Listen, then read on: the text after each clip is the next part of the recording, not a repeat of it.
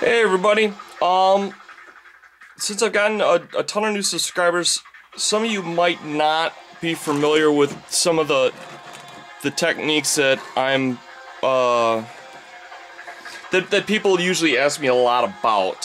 So I'm going to do a quick how-to on how to do reflective lighting. As you can see, these are lava pools, and I've just dry brushed over it in red. I'm going to bring that up in two more tones.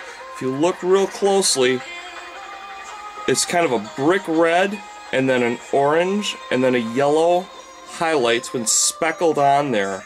So solid red covering, then speckled thickly orange, and then speckled lightly yellow.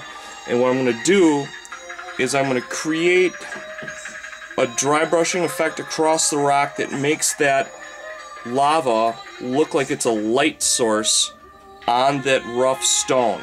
Okay?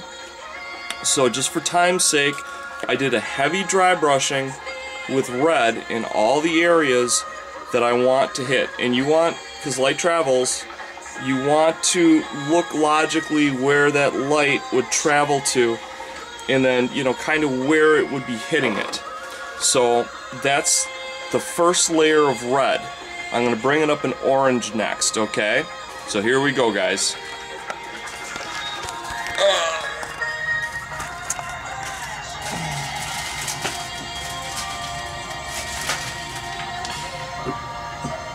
By the way, the colors that I'm using are Americana Primary Red,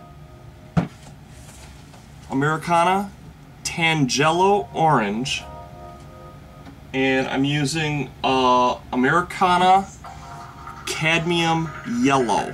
Okay, so if you ever want to reproduce this effect, those are the three colors you're going to be needing.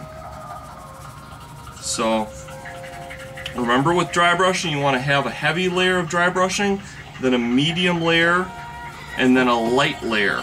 Okay, so I've done my heavy layer. Now I'm going to move on to my medium layer with the orange. And you want to leave the outside edges still red, because you want to create that kind of afterglow effect.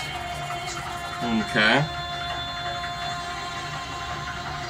So I pick out, I go in maybe, I leave about 20% of the outside edge exposed red, and then I come in and I give it a lighter dry brushing of orange.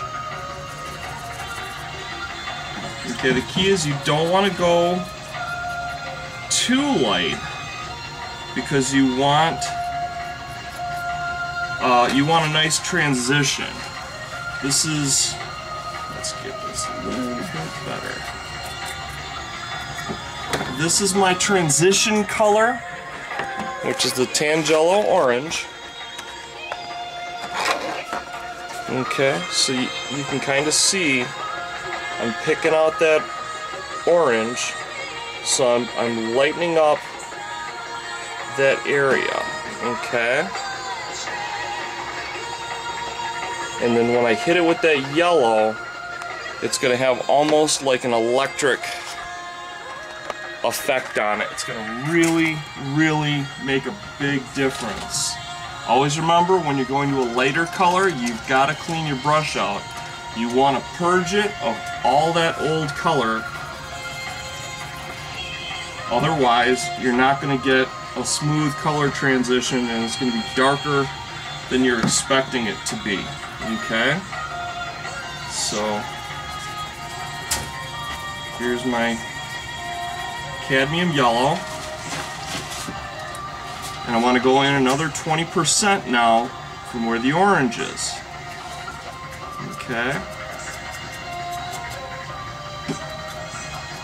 Another thing is you want to hit kind of the under areas, because that is the light's coming up from the bottom. Normally your light's going to always be coming from the top. Okay?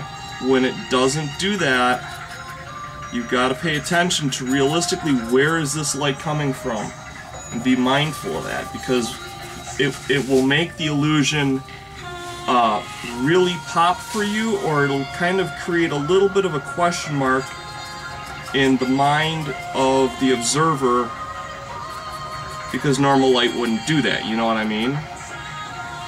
So, here we go.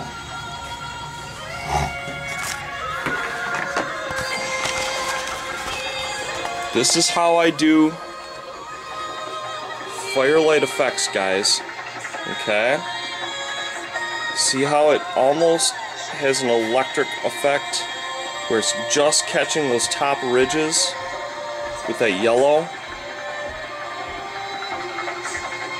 Okay, so that's an example of how I do my fire lighting effects, or my background lighting effects. Take care, everybody. Love ya. Bye-bye.